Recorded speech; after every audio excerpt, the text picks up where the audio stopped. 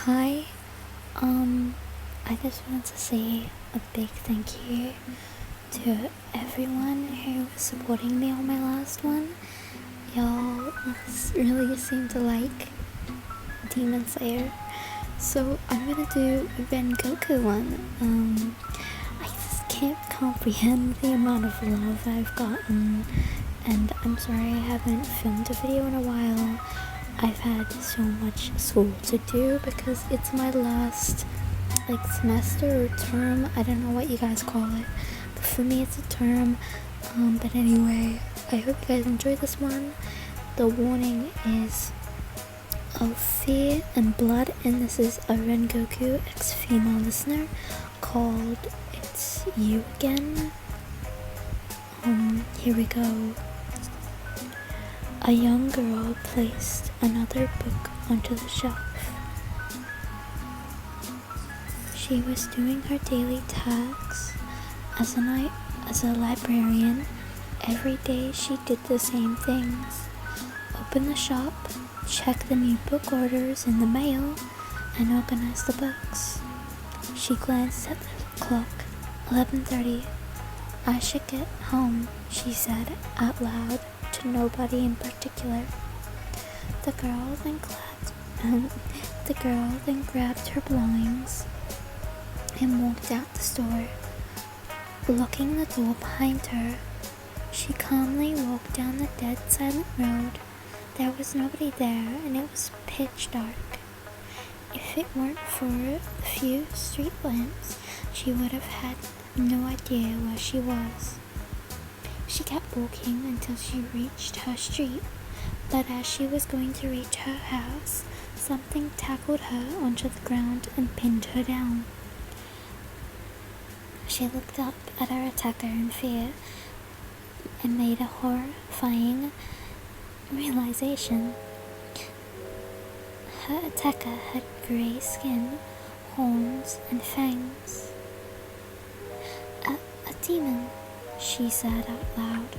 She had read about these creatures in her books before, so she knew they existed, but she never thought she would be attacked by one. That's right, and I haven't eaten anything in days, and I'm pretty hungry, the demon croaked. No matter how much the girl kicked and struggled, she couldn't escape the demon's grasp. The demon then bit down on her shoulder and she screamed out in agony. Then the girl was bleeding out. She heard fast footsteps running towards her. I'm sorry, I lost my spot. She looked up once again, and the demon that was attacking her had no head anymore. Its body fell down beside her, and she grabbed her shoulder in an attempt to stop the bleeding. She then looked over to see a man around her age standing over. He was wearing some kind of black uniform with a flame painted. I can't say that word. I don't know what that word is. I'm sorry. Harry?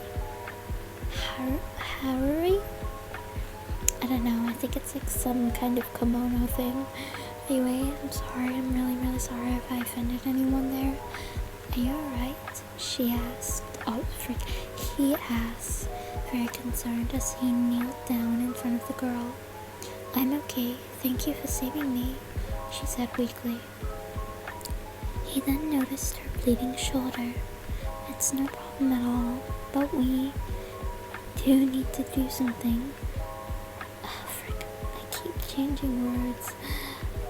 It's no problem at all, but we do need to get you to a hospital to treat your wound, he said. No, it's okay. My house is right there. I have stuff that I can use, she said as she pointed to the house they were right in front of. Let me help you there then, he said as he picked up the girl bridal style and carried her to her house. The girl handed him the key, and they walked down inside, and he sat down on the futon in her room. The girl then reached down to a little cabinet and pulled out the first aid box. "Let me help," he said once again. The girl pulled down her kimono just a bit to expose her shoulder. The man then started to treat her wound using the things provided. Are you a demon slayer?" the girl asked. "I sure am." He smiled at the girl, and she smiled back. "What were you doing out so late? It's not safe out there," he asked. "Oh, I was walking home from work," she explained. "At this late? Where do you work?" "Oh, I'm a librarian and I work at last name books down the road. I'm Ellen Ryan, by the way," she said. "I'm Rengoku Kaiju. I can't say names. I'm really sorry, but I'm just gonna call him Rengoku because I know how to say that." He said happily. "Well, Ellen, you're all patched up. You should be okay. Just don't be too rough on it," he laughed. "I won't," she smiled. "And thank you once again. I don't know how I could repay you." "No need to. I'm just doing my job," he smiled and stood up. "I'll be on my way now." "It was really nice meeting you, Rengoku-kun." "You too, Ryan-chan," he says cheerfully and waves goodbye, and she saw him walk out the front door. Maybe about 2 weeks later, Ryan was just seeing books, putting books onto the shelves of her work, when she heard the bell to the shop ring as someone walked in. She looked over to see who it was. "It's you," she said out loud upon seeing Rengoku. "Oh, hey, Ryan-chan," he said as he walked towards the girl. "How are you?" Ryan asked. I'm great. And you?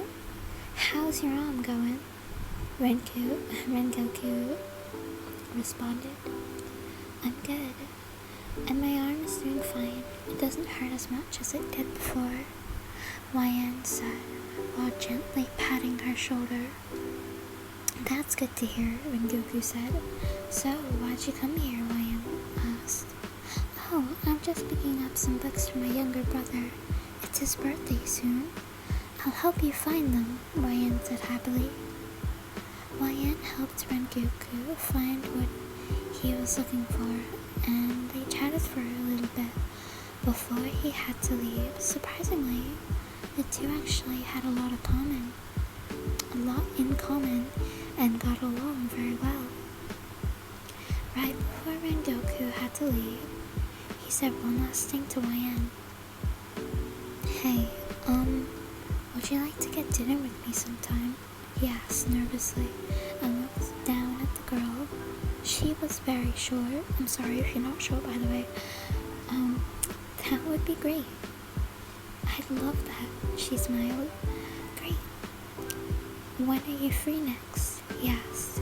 "I should be free next weekend." "Okay, awesome," he said. "How about we meet right in front of your work at 8 on Sunday?" "Sure, it's a date," she smiled. "Okay, I'll be there," he said. The two went their separate ways, excited for when they get to see each other next. I'm sorry if I pronounced anything wrong or if I offended anyone. I don't think I should have. Maybe the part where it says it's short, so if you're taller than Rengoku or not short, I'm sorry. But I hope you guys enjoyed. My name is Lofi, and yeah, bye bye, beautiful, beautiful people.